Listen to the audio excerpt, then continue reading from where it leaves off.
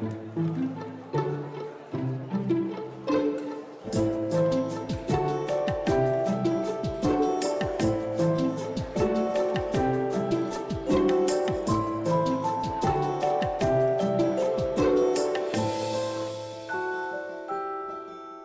à tous, bienvenue au Mémorial de la Shoah.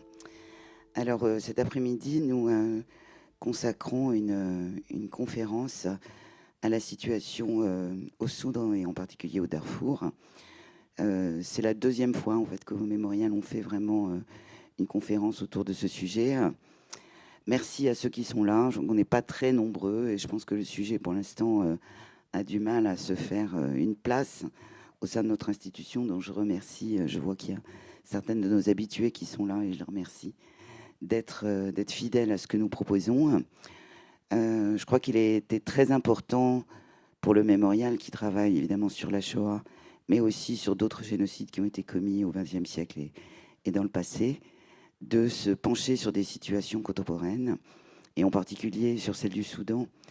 Moi, je dois dire que c'est vraiment grâce à Jérôme Toubiana que j'ai pu entrer un petit peu dans ce qui se passait, et j'en avais évidemment entendu parler puisque ça fait plus de 20 ans que le problème existe, et aujourd'hui, comme vous l'avez certainement vu dans l'actualité malheureusement, eh bien, ça continue, et je dirais même ça s'aggrave dans une indifférence, on va dire,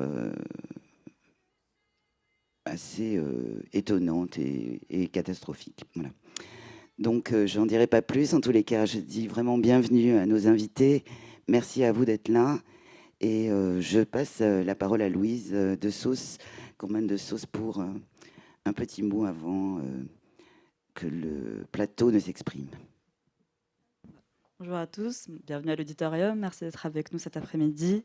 Du coup, en conversation, aujourd'hui, on a l'honneur d'avoir Jérôme Toubiana, donc conseiller aux opérations de Médecins sans frontières, Abdelaziz Baraka Sakin, qui est un écrivain soudanais, un écrivain assez majeur de la littérature arabe et qui vit entre l'Autriche et la France depuis 2010, dont les propos seront interprétés depuis l'arabe par Marcella Rubino, et Laurent Corot, qui sera le modérateur de la conversation, donc rédacteur en chef Afrique de RFI. Et une bonne conversation. Et à la suite de la conversation, on vous invitera à monter à la librairie. Il y aura un échange plus informel avec Abdelaziz autour de ses ouvrages qui sont traduits en français aux éditions Zulma. Voilà. Merci Louise, merci à tous donc d'être présents.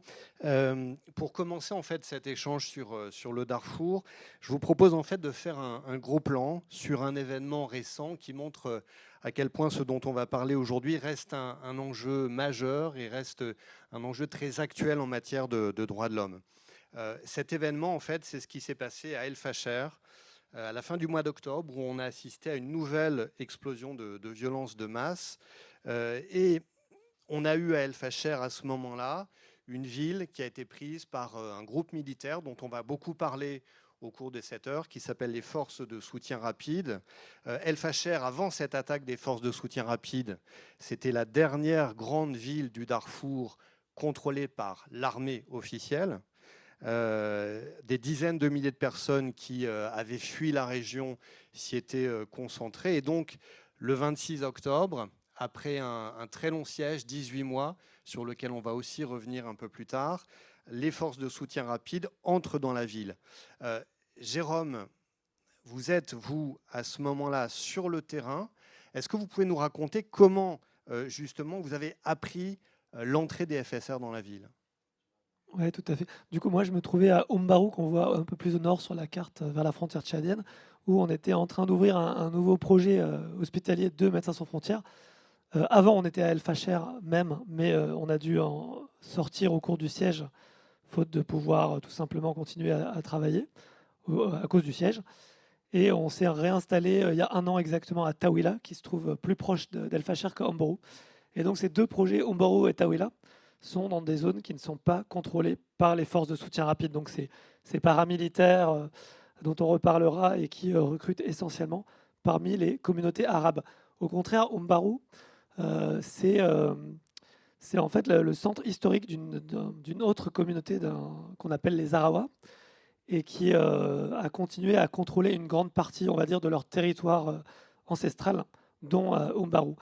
Et cette communauté, les Arawa, a beaucoup de gens qui vivent à El Fasher, comme résidents ou comme, on va dire, personnes déplacées qui se sont réfugiées dans cette ville, parfois depuis les premiers affrontements en 2003, parfois depuis la guerre actuelle.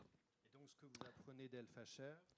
ce que vous apprenez d'El Fasher, vous l'apprenez par les yeux, par les paroles des personnes qui attendent des nouvelles de leurs proches. Essentiellement par Internet, en particulier par une invention de Elon Musk qui s'appelle Starlink et qui est présente dans tous les villages du Darfour, sauf quand c'est interdit par les forces qui contrôlent. Et pendant tout le mois d'octobre et auparavant, donc à Ombarou, nous et tous les villageois de la zone avaient des nouvelles d'El Fasher, des assiégés en fait, qui leur donnaient des nouvelles. Les nouvelles, c'était d'abord qu'ils avaient faim, parce qu'à cause du siège, la ville était en situation de famine, mais qu'ils défendaient la ville. Parce qu'une autre particularité de ce qui s'est passé dans cette ville d'El Fasher, et je pense qu'on en reparlera aussi, c'est que les citoyens, les civils, se sont mobilisés pour défendre la ville. Et pendant les 18 mois, pourquoi le siège a duré 18 mois? Parce qu'ils ont réussi à repousser quotidiennement plus de 250 attaques des forces de soutien rapide. Et donc, c'est cette situation qu'on retrouve dans d'autres crimes de masse un peu compliqués, où les civils se disent on va être tué si on ne prend pas les armes, donc on prend les armes, mais on risque aussi d'être tué quand on prend les armes. C'est ce qui s'est passé. Le jour de l'attaque, donc les 2 jours de la chute, on va dire, les 26 et 27 octobre, eh bien, j'ai vu que dans chaque village de la zone, parce que j'en ai parcouru pas mal ces jours-là, les 3 photos sont de villages différents, tout le monde était dans les petits magasins ou les cahutes où il y avait l'accès Internet. Mais contrairement à tous les autres jours, il n'y avait plus d'accès, il y avait un blackout. En fait, les forces de soutien rapide avaient bloqué les communications des assiégés. Et donc, on n'a plus eu de nouvelles. Mais on arrivait à avoir des nouvelles beaucoup. Enfin, quand on appelait les gens, il n'y avait pas de réponse. Ou parfois, ce qui est inquiétant, c'était un membre des forces de soutien rapide qui répondait. Donc, le téléphone avait changé de propriétaire. Ou encore, voilà, on en était réduit à regarder les vidéos extrêmement violentes postées par des membres des forces de soutien rapide eux-mêmes et qui ont qui ont toujours existé, mais de manière exponentielle ces 2 jours-là. On a vu des vidéos extrêmement violentes de gens qui étaient de civils et de militaires qui étaient exécutés. Il y a un autre Et aussi de prisonniers qui étaient littéralement, comme on voit là un peu sur l'image sur le téléphone, de colonnes de prisonniers qui étaient dirigés à coups de fouet vers on ne sait pas où. Ça, c'est ce qu'on a appris. Alors, on a eu aussi accès à d'autres sources d'informations par des témoignages de quelques personnes qui sont arrivées dans les zones où nous nous trouvions, les différentes zones qu'on voit sur la carte où MSF était présent ou de passage. Et donc, on a commencé à avoir quelques témoignages. Et puis enfin, on a eu accès, comme tout le monde, à des photos satellites. Et l'information qu'on a eue de tout ça, c'est que la population d'El Fasher, qui était évaluée avant cette chute à entre 200 000 et 500 000 personnes, n'était plus présente nulle part. Très peu de gens sont arrivés. À Tawila, par exemple, moins de 10 000 personnes en quelques jours, ce qui est très inhabituel. D'habitude, il y avait beaucoup d'arrivées, donc on a compris qu'ils étaient bloqués. On a compris que la plupart des survivants n'étaient pas libres de leur mouvement, bloqués dans des camps de fortune, sous des arbres, dans la ville même, dans des centres de détention, dans des écoles. Et voilà, les photos satellites nous ont aussi informé, on en a beaucoup parlé dans les médias, de taches de sang visibles du ciel, mais aussi... de taches qui ressemblaient à des corps aussi. Plus de 170 tas, d'après les gens donc, de l'université de Yale qui font ce monitoring, plus de 170 tas qui semblent être des corps, et puis qui ont disparu, donc qui ont visiblement, qu'on a fait disparaître, de la fumée qui montait de ces tas parfois. Donc des corps ont été soit enterrés, mais aussi brûlés, et donc plus de traces. Et enfin, ce qu'ils nous disent aussi depuis, donc depuis plus d'1 mois, plus de traces de vie civile dans cette ville, vue du ciel. Et bon, tout ça est corroboré par l'absence de contact, mais aussi les vidéos des criminels eux-mêmes, quelque chose d'assez nouveau.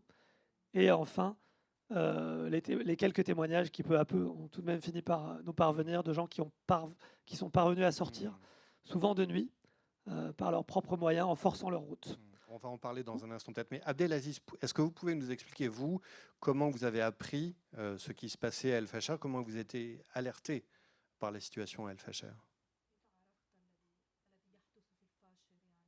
كيف يعني حصلت على المعلومات؟ أول حاجة أشكركم، أشكر الحضور. في الحقيقة يعني نحن معانا كثير من الشباب اللي نعرفهم كانوا في الفاشر، وكانوا على طول يرسلوا الأخبار، يرسلوا أخبار بشكل منتظم. لأنه أصلا كان الناس متوقع هذا الهجوم، ومتوقعين أنه حيكون هجوم قاسي جدا وحيكون انتقام يعني.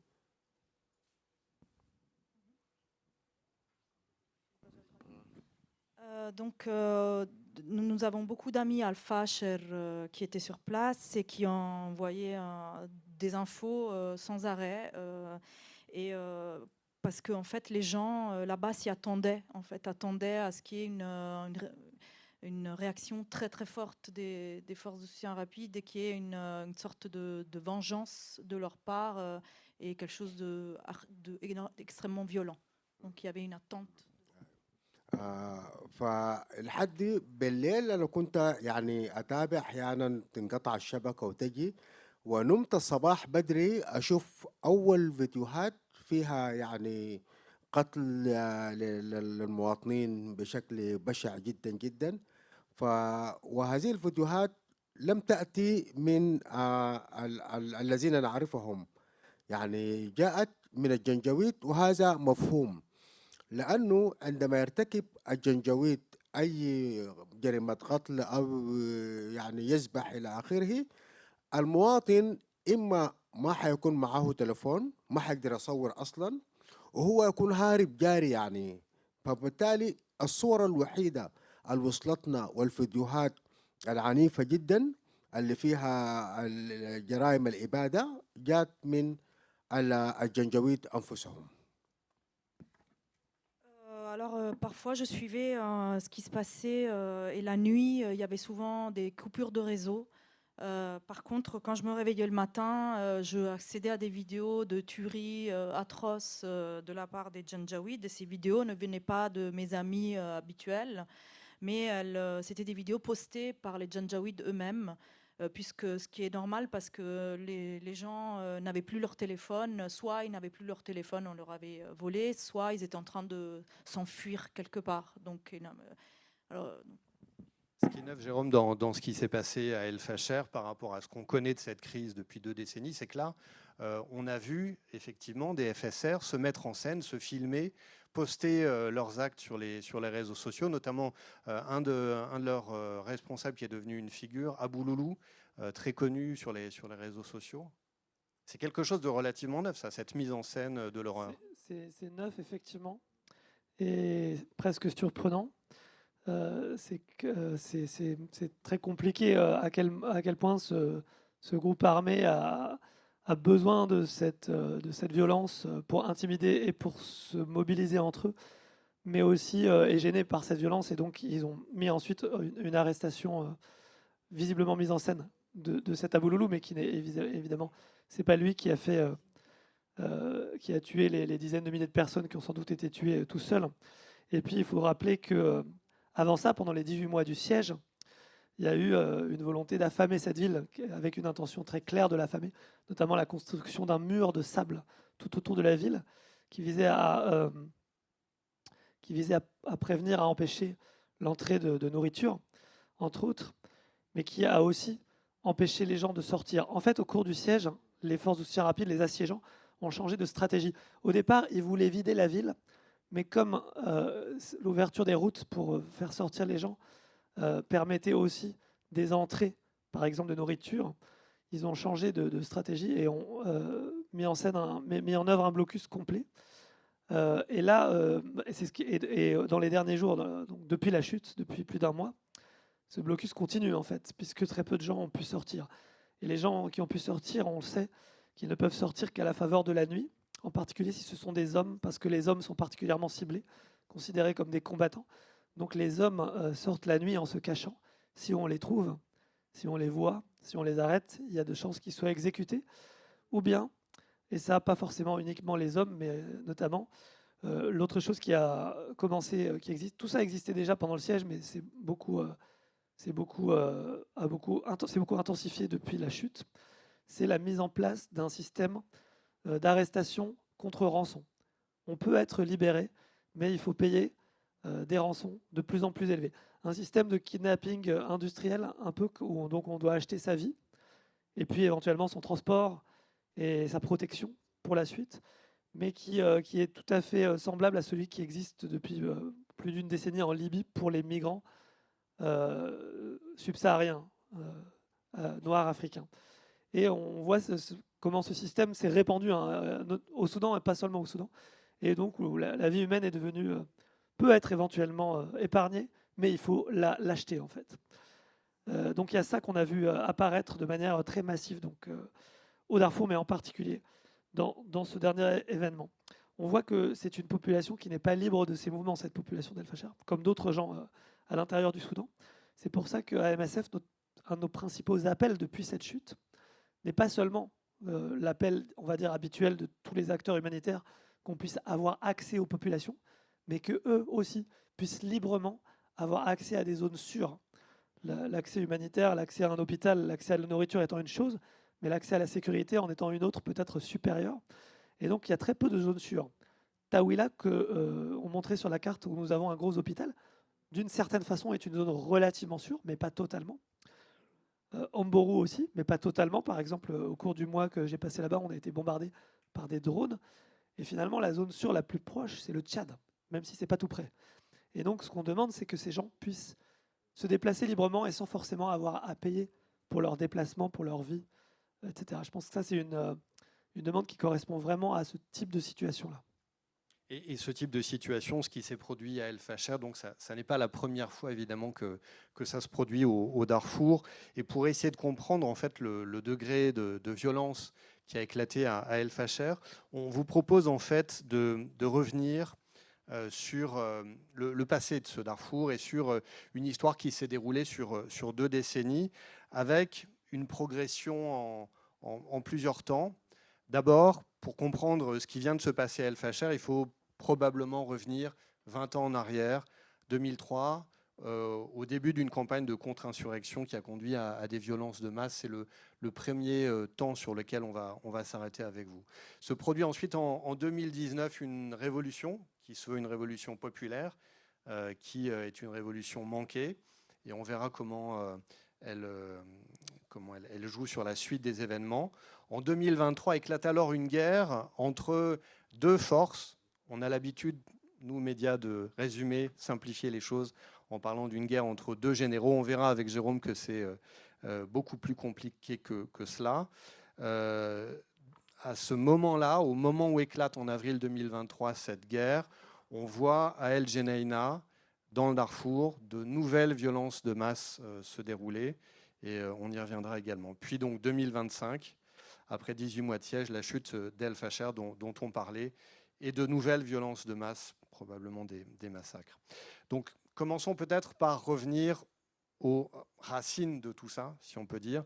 2003 et cette campagne de contre-insurrection qui va donner lieu à des violences de masse. Que se passe-t-il en 2003 ?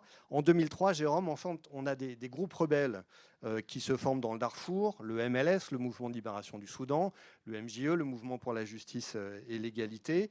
Ces mouvements, ils protestent contre la marginalisation de leur région. Pourquoi est-ce qu'ils prennent les armes, finalement ? Je vais essayer d'être rapide et simple, mais il faut aller même plus loin que 2003.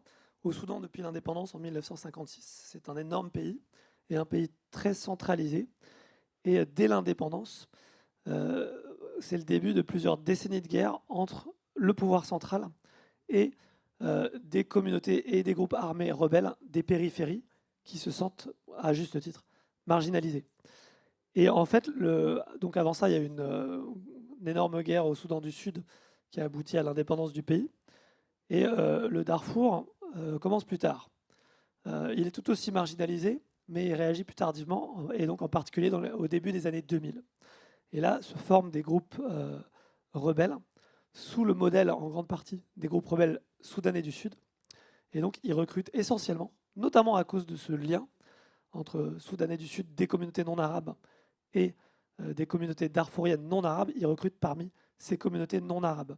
Le gouvernement central réagit de la même manière qu'il a réagi au Soudan du Sud, Et Il peut-être décide d'armer encore- des proxys. il décide d'armer des milices. Hmm. Et dans le cas du Darfour, mais c'était un peu aussi le cas au Soudan du Sud, il recrute parmi les communautés arabes qui, pour différentes raisons, sont restées largement à l'écart de ces rébellions et qui y voient aussi une opportunité pour un jeu politique intéressant, c'est-à-dire sortir eux seuls de leur marginalisation en se rapprochant du pouvoir central, en se présentant comme des supplétifs, en espérant des récompenses qu'ils vont d'ailleurs avoir. Et donc c'est ça le début de cette contre-insurrection massive. Et pourquoi est-ce que le gouvernement fait appel à des milices et pourquoi est-ce que ce n'est pas l'armée qui vient Alors rétablir ça, c'est un l'ordre point, au Darfour? c'est un point assez complexe, mais le gouvernement, bien que dirigé par des généraux, ne fait pas totalement confiance à son armée. Elle n'est pas totalement alignée idéologiquement, et les troupes recrutent beaucoup parmi des communautés non arabes, notamment du Darfour. Et donc, l'idée est qu'ils ne seront pas forcément très motivés pour tuer leurs propres frères, en fait. Mais il y a aussi le fait que cette armée est fatiguée de la guerre au Soudan du Sud, qui n'a pas été vraiment un grand succès pour elle. Donc, il y a plein de raisons pour lesquelles ces milices arabes semblent plus efficaces. Mais il y a peut-être encore une autre raison, c'est que c'est leur terrain d'abord aussi, et qu'elles ont, leur demande pour mener cette contre-insurrection semble a priori peu coûteuse. Elles ont l'air de coûter moins cher que l'armée au départ, puisqu'elles demandent de l'armement, bien sûr, des munitions, mais elles se font fortes. Elles promettent au gouvernement d'éradiquer la rébellion en quelques jours pour un prix modique, on va dire. Et en fait, ce qu'elles vont faire. Est-ce qu'il y a des enjeux liés à la terre, justement? Oui. Est-ce que pour ces milices, l'un des enjeux, c'est de prendre le contrôle de la terre, des Fours, des Massalites, des Agawa? Tout à fait. Ça, c'est, pour ces communautés arabes, c'est une de leurs demandes, anciennes déjà. Et elles l'ont demandé de manière politique, en utilisant même le droit. Mais et là, elles voient l'opportunité de le faire de manière militaire, peut-être plus facile que par des manières purement politiques qui seraient contestées par les communautés non arabes. Mais donc, on peut dire que globalement, c'est une des récompenses qu'elles attendent en tout cas, et on peut dire que globalement, ce qu'elles vont faire du coup, et la question après, c'est à quel point, notamment pour la qualification, à quel point le pouvoir central est vraiment au courant. C'est-à-dire que ce qu'elles vont faire, c'est pas se battre contre les groupes rebelles. Elles vont se battre contre les communautés accusées d'être les rebelles, contre les civils en fait. Avec un mode opératoire extrêmement destructeur pour les villages, pour les populations. Avec un mode opératoire, d'ailleurs qui a aussi été éprouvé au Soudan du Sud, qui est d'attaquer les villages, toujours avec le soutien de l'armée, y compris de l'aviation, et ensuite d'envoyer les milices, donc les milices arabes qu'on appelait les Janjaweed à l'époque, à cheval, à chameau, en voiture aussi, pour tirer sur tout ce qui bouge dans le village, mettre en fuite les survivants, ceux qui parviennent à s'échapper, violer les femmes aussi, piller les maisons, puis mettre le feu au village. Abdelaziz, j'aimerais qu'on puisse discuter avec vous de la photo qui est en train d'être projetée, qui est une photo prise par Jérôme. Il y a une inscription sur ce mur. Est-ce que vous pouvez nous dire ce qu'elle dit et finalement ce qu'évoque cette phrase, ce qu'elle nous dit des ressorts du conflit qui a lieu au Darfour? هل تستطيع أن تعلق على الصورة والجملة المكتوبة في الصورة؟ نعم هذه الجملة هذه الكلمة أمسح بس جزء من جملة قال واحد من العسكريين الذين كانوا يتبعون لحكومة عمر البشير لأنه كان الجيش السوداني والجنجويد كما قال جيروم يعملوا مع بعض.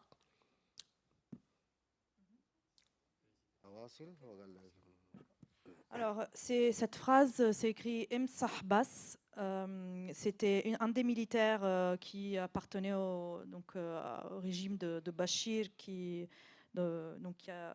ça fait référence à ce militaire du régime de Bachir, parce qu'à l'époque, l'armée et les Janjaweed combattaient ensemble. والرجل كان واحد من القادة الإسلاميين اسمه أحمد هارون وهو مطلوب في الICC حاليا محكمة الجناية الدولية. الجملة كاملة أمسح أكسح ما تجيب حد يعني أمسحهم ما تخلي أي حد وأكسحهم يعني مثل السيل يكسحهم وما عايز أي شخص يأتي حيا، يعني بدون أسرى. أي أسير مفروض يقتل. مم. C'est quelqu'un il s'appelle Ahmad Haroun, qui est poursuivi par le tribunal de justice international et qui a écrit en fait efface seulement, c'est-à-dire efface tout sans qu'il reste aucune trace de rien. Même les prisonniers, en fait, il ne doit pas y en avoir. Ils doivent tous être. S'il y a un prisonnier, il faut qu'il soit tué. La phrase qui est écrite, c'est ça, c'est efface tout. Efface et c'est tout. En fait. Efface et c'est tout. وهذا الشخص يعني محظوظ جدا لأنه ما حضر ذلك الوقت، إلا ما لم يحضر الصورة اللي التقطها عليه جيروم، بيكوز هو جيروم عمل الصورة دي. هذا الشخص محظوظ يعني ما مات، يعني جاء بعد. Cet homme a beaucoup de chance quand Jérôme a pris la photo d'être là, parce que en fait c'est un des rares qui ne sont pas morts justement, et donc il a. لكن عايز أعلق على جزء من الكرونولوجي عن الحرب اللي قالوا جيروم، ولا ممكن في الحقيقة المجازر في السودان يعني ما بدت من 2005. يعني بدأت المجازر منذ أول الاستقلال، يعني في 15 يوم الأولى من الاستقلال حصلت مجزرة ضخمة جدا اسمها عنبر جودة، وده أول رئيس للسودان بعد الاستقلال اسمه أزهري. بعد 15 يوم فقط عمل مجزرة كبيرة. إنه حواصل. Je voulais revenir aussi sur la chronologie qui avait été présentée par Jérôme, donc qui a parlé de l'origine des massacres au Soudan. Et en effet, les massacres n'ont pas commencé dans les années 2000, parce que donc, dès le début de l'indépendance, donc le premier président du Soudan s'appelait Azhari. Et il a commandé un grand massacre qui s'appelle Ambar Joda. Donc c'était déjà dès les premiers jours de l'indépendance. بعد ذلك في زمن المهدي صادق المهدي كانت في مذبحة الضعين. في مذبحة الضعين أدخلوا مئات من الجنوبيين سكان جنوب السودان في قطار وحرقوهم داخل عربات القطار. Également, à l'époque du Mahdi, plus tard, de le gouvernement du Mahdi, il y a eu le massacre de Daïn, dans lequel ils ont mis dans un train plein de sudistes, en fait, de gens du sud du Soudan, et ils ont brûlé le train. بعد ذلك برضو يعني حصلت مجازر في جنوب السودان وماتوا فيها ما لا يقل عن 1,000,000 من الجنوبيين. قتلتهم الحكومة المركزية في الشمال بحرب الجهاد، والأدت في النهاية إلى فصل الجنوب. فهذه ذاكرة مؤلمة جدا في تاريخ السودان. Donc il y a eu plusieurs massacres dans le sud du pays. Pas moins d'1 million de personnes du sud ont été tuées par donc On parle du Soudan du sud, Oui. voilà, qui à l'époque était encore le sud du pays, en fait. C'est pas encore. Et donc ils étaient tués par donc ce qu'on appelait le djihad, en fait, du nord, de la part du gouvernement du nord. Et ce qui a ensuite, plusieurs années après, amené à la division du pays en deux. أما الحرب اللي تسمى حرب 2005 في الحقيقة هي بدأت سنة 86، وأول ما سلح العرب، أول من سلح العرب هو صادق المهدي نفسه، اللي الحاكم المدني في السودان هو أول شخص سلح العرب. quant à la guerre de 2005, donc dite guerre de 2005, de 2003 à 2005 au Darfour, cette guerre a en effet commencé en 1986, quand Sadiq al-Mahdi a commencé, a été le premier à avoir armé les Arabes. Voilà. Donc, وهكذا يعني في مجازر كثيرة جدا في السودان، يعني السودان أرض المجازر. Et il y en a beaucoup d'autres, en fait, de massacres. Le Soudan est la terre des massacres. Dans ce contexte justement de massacres qui sont revenus à plusieurs reprises dans l'histoire du pays, dans cette histoire complexe des relations entre arabes et non-arabes, comment vous décririez cette relation justement ? في هذا السياق يعني للمجازر والحروب بين العرب والأفارقة، أنت كيف يعني تصف هذه العلاقة بين العرب والأفارقة في السودان؟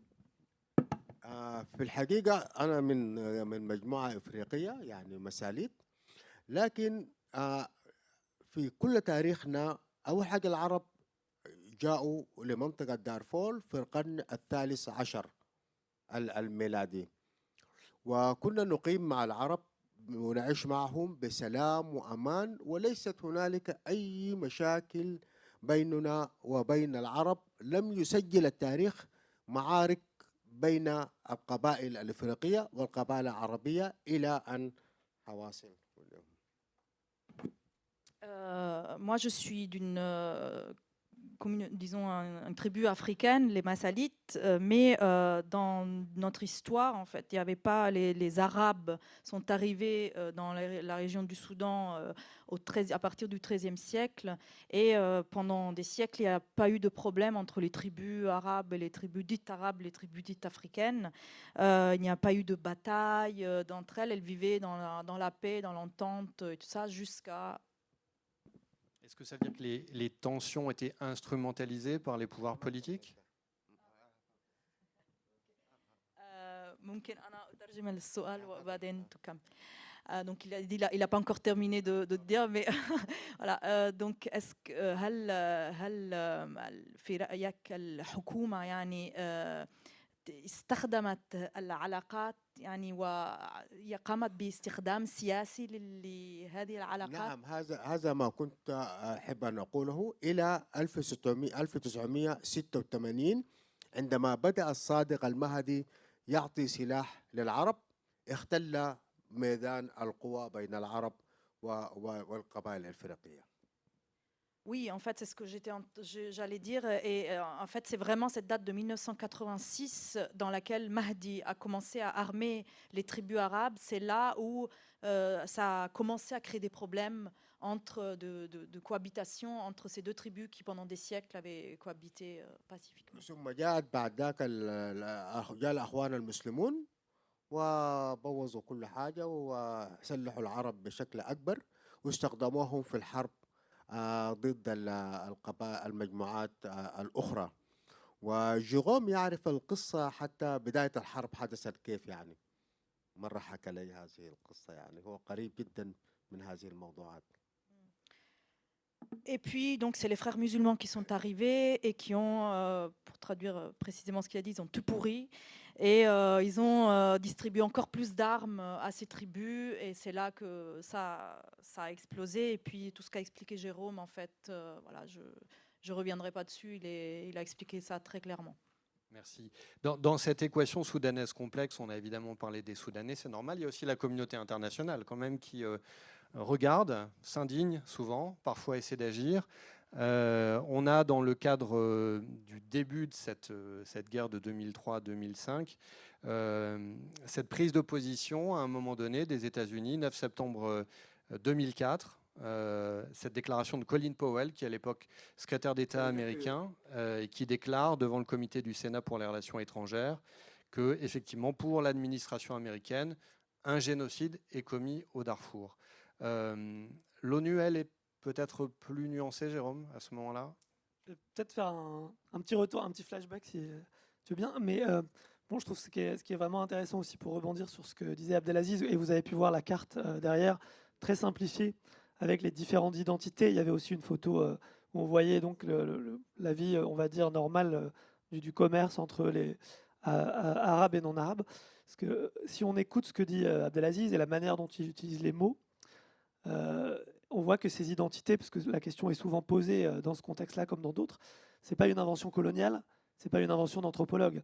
Ce sont les identités que les gens eux-mêmes se donnent. Bien sûr, elles ont leur part de fiction, de fluidité, comme toute identité, mais elles sont devenues très prégnantes, et notamment à partir de ces années 80 qu'il a mentionné, où le Premier ministre était Sadiq El-Mahdi, parce que c'est aussi l'époque, dans la région, on va dire au sens large, du développement du panarabisme, en fait, en Libye sous Kadhafi, au Proche-Orient, etc. Et que même si nous, on a souvent vu cette idéologie panarabe comme quelque chose qui est un mouvement de libération d'un monde arabe par rapport aux pouvoirs coloniaux ou impérialistes occidentaux, c'était aussi quand même un mouvement de repli identitaire du monde arabe au détriment de communautés non arabes, de minorités, etc. Et ça, on l'a observé au Soudan. C'est un cas emblématique, mais dans d'autres endroits aussi. Pour revenir, pour avancer un peu et revenir. Ouais. Comment ? Sur la qualification. Sur la qualification, oui. Parce que justement, précisément, pour la qualification, on a aussi besoin de cette discussion sur les identités. Qui sont les victimes est important, collectivement.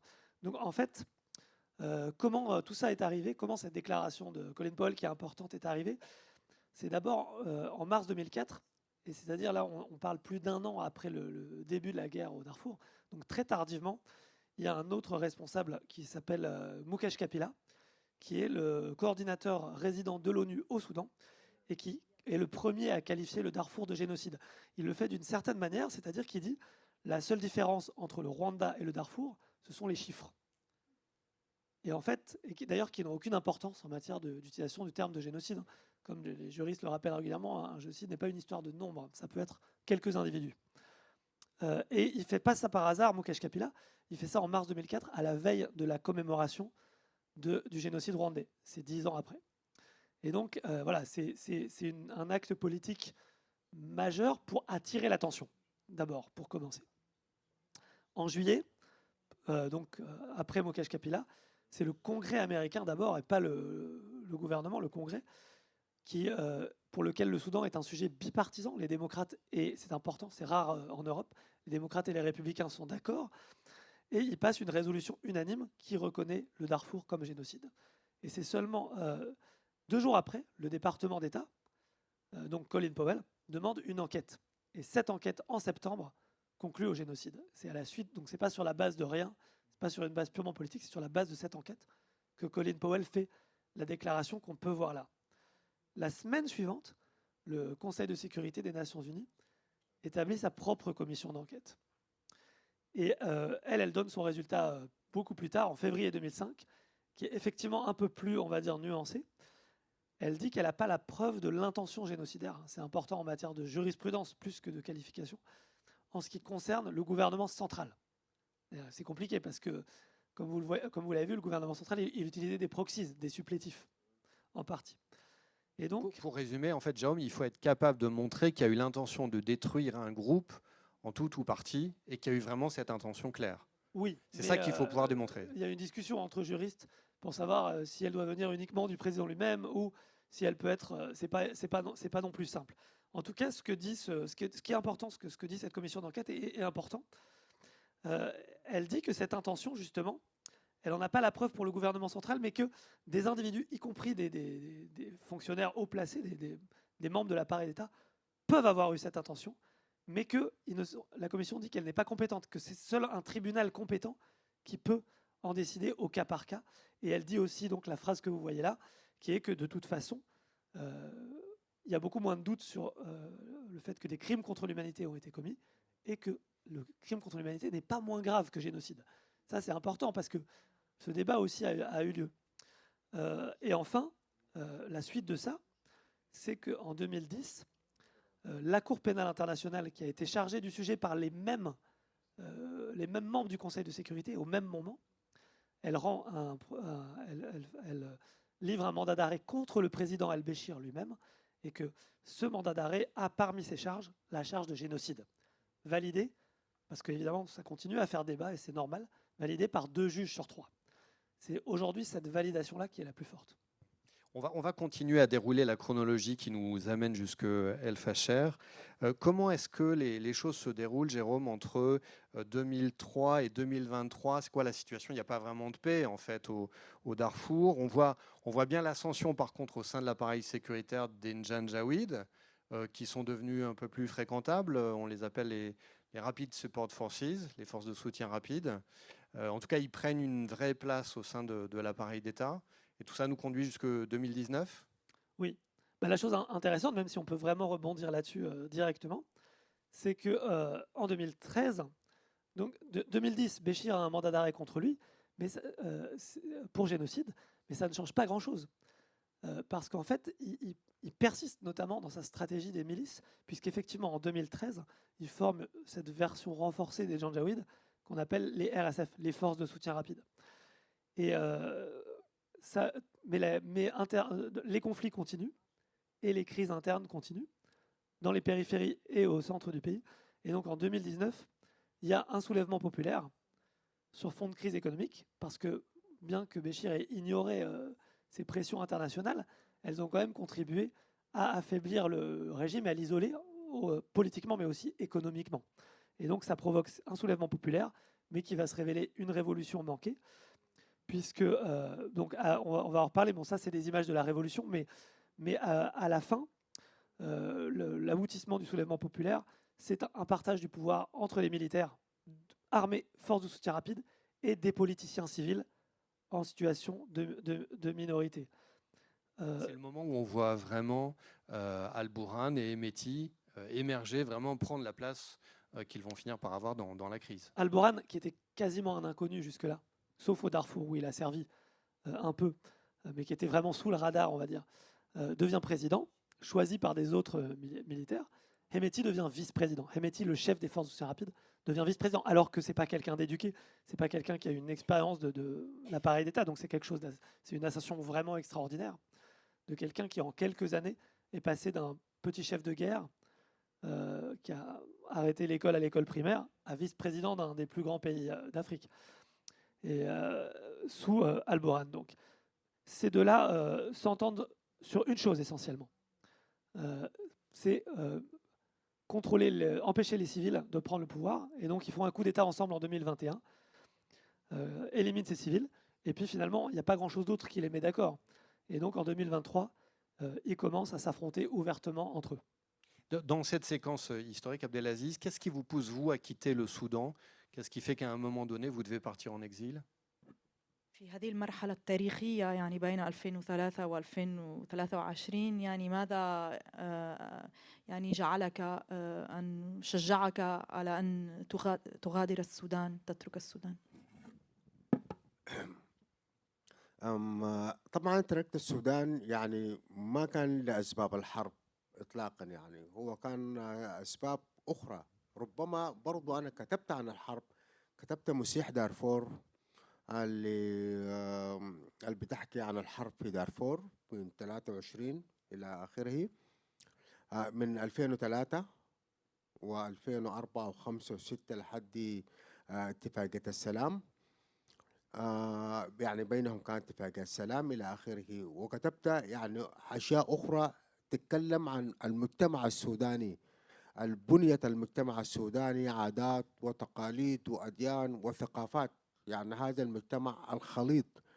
يعني هذا أغضب حكومة الأخوان المسلمين وهم طردوني يعني، لكن رغم وجود الحروب أنا كنت موجود.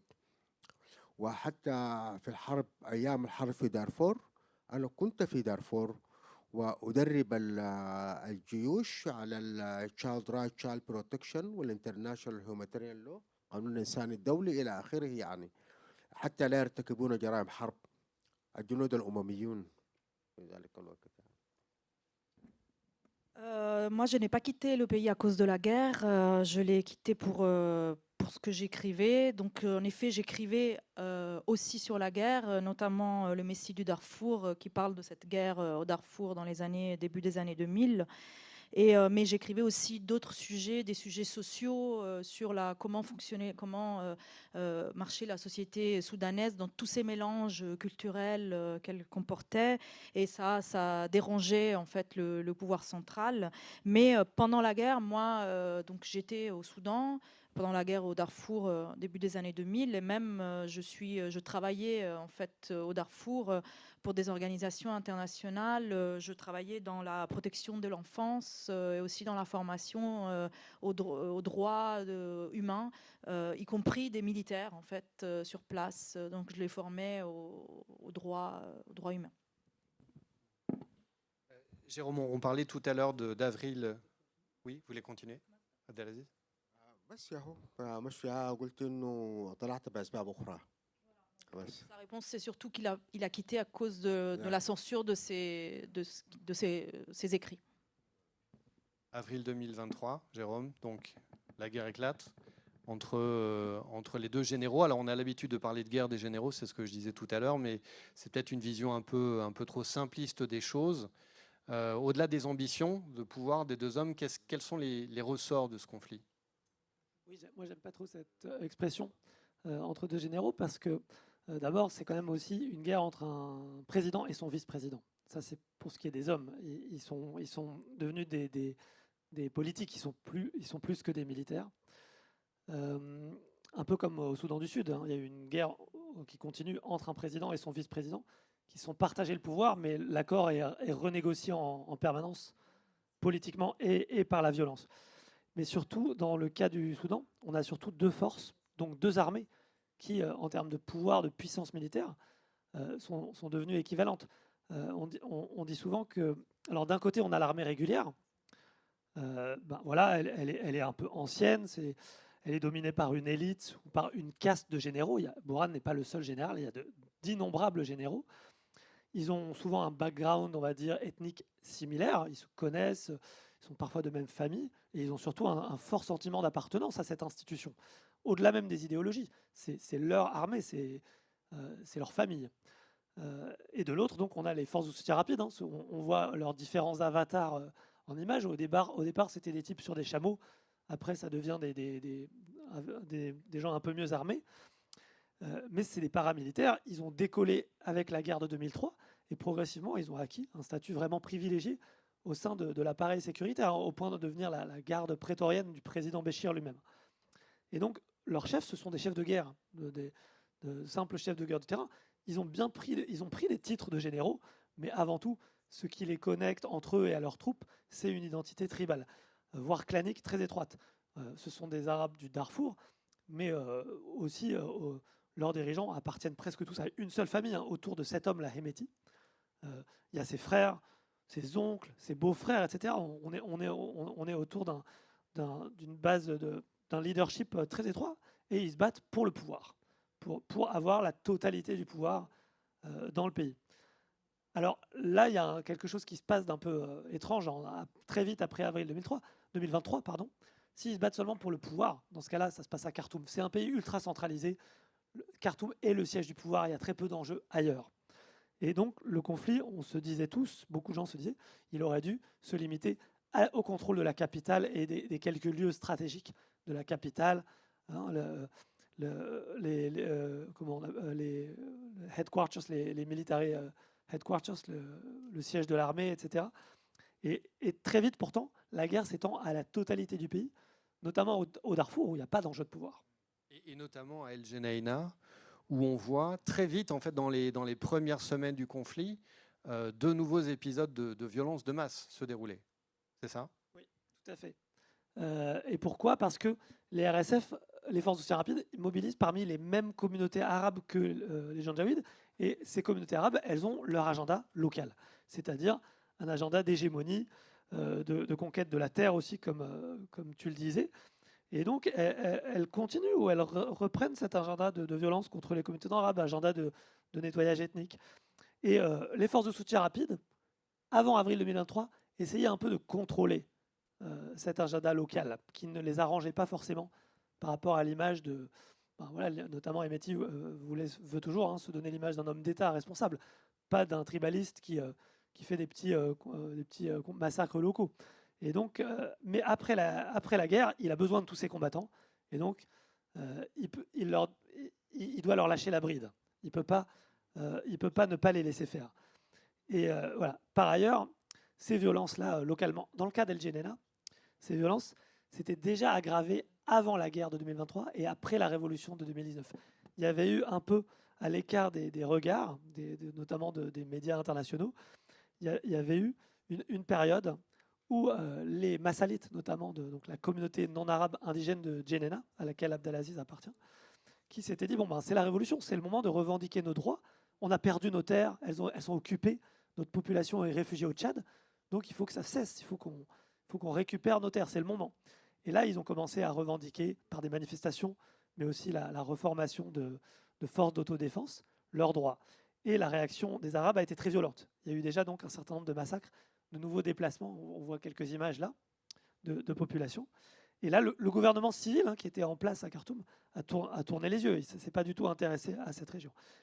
Pendant cette période, les forces de soutien rapide étaient déjà hégémoniques et très ambivalents par rapport aux actes de violence des milices de leur communauté arabe. Abdelaziz voulait sans doute nous parler de El Geneina 2023. J'imagine qu'à ce moment-là, vous avez vu arriver de nombreux témoignages, de nombreux messages sur ce qui se passait dans cette ville que vous connaissez bien. هل تريد أن تكلمنا عن الجنينة في 2023؟ أكيد يعني جاءتك رسائل وأخبار عديدة في هذه السنة من الجنينة. نعم، الجنينة هي تعتبر ال الوطن الأساسي أو عاصمة المساليت، هم أهلي يعني. دي عاصمة تاريخية ويقيم فيها سلطان المساليت، وهي أيضا يعني الرئاسة الإدارية لغرب دارفور. بالتالي علاقتنا بها علاقة يعني حميمة جدا، ومنذ دخول الجنجويد في الأيام الأولى ويعني ما تزال صور الشباب وهم يدفنون أحياء. يعني بدأ الجنجويد طبعا احتلوا الجنينة قبل الفاشر وقبل نيالة إلى آخره، فكانت دفنوا مجموعة من الشباب أحياء وصوروهم هم. يعني حتى الدفن كان بشكل غريب، إنه يطلبوا من الشخص إنه يحفر قبره، يحفروا قبورهم ثم يرموهم في القبور حفروها بأنفسهم، ثم يأتوا بآخرين من نفس القبيلة يعني لكي يدفنوا أهلهم. فدي كانت صورة صادمة جدا في الجنينة. وحاليا أخبار عن الجنينة منقطعة تماما. يسكن الجنجويد في بيوت المواطنين ويمنعون أي أنشطة يعني. Oui, alors donc le Jeneina, c'est la patrie, on peut dire, des Massalites, qui est la tribu de laquelle je viens. On peut dire que c'est la capitale historique des Massalites, l'endroit où séjourne, où vit le sultan des Massalites, où il y a l'administration centrale de l'ouest du Darfour. Et depuis, en effet, l'entrée des Janjaouides, on avait des images vraiment terrifiantes. On voyait des jeunes...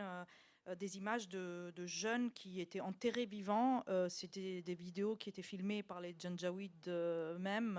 Et donc, souvent, ils demandaient à ces jeunes en fait, de creuser eux-mêmes leur future tombe et ensuite de se jeter dedans. Et après, faisaient venir des autres pour couvrir de terre et pour les enterrer vivants.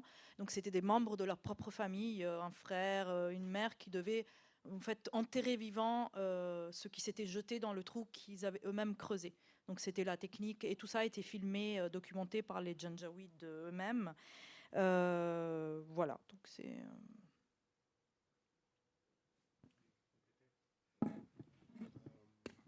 الآن لا توجد أخبار طبعا مما يحدث في الجنينة، لكن مدينة أشباح يعني فيها قلة، ولكن كلهم مسلحين من الجنجويد.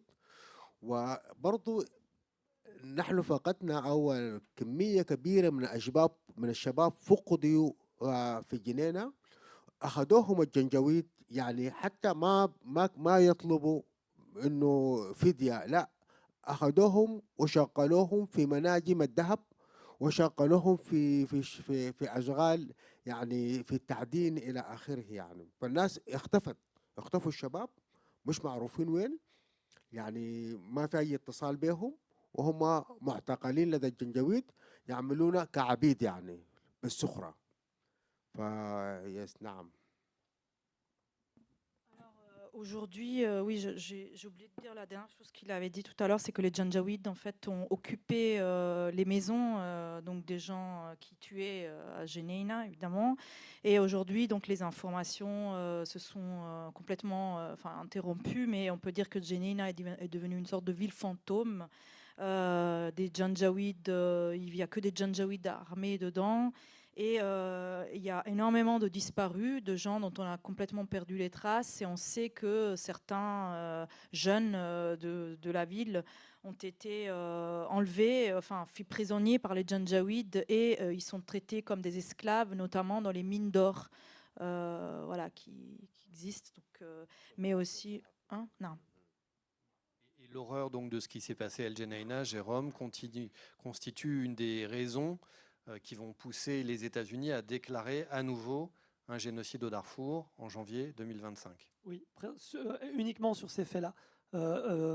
Il s'agit de 2 épisodes en fait principalement de massacres au Darfour Ouest, donc, et notamment dans la ville de Jeneina, sur cette communauté indigène majoritaire, les Massalites.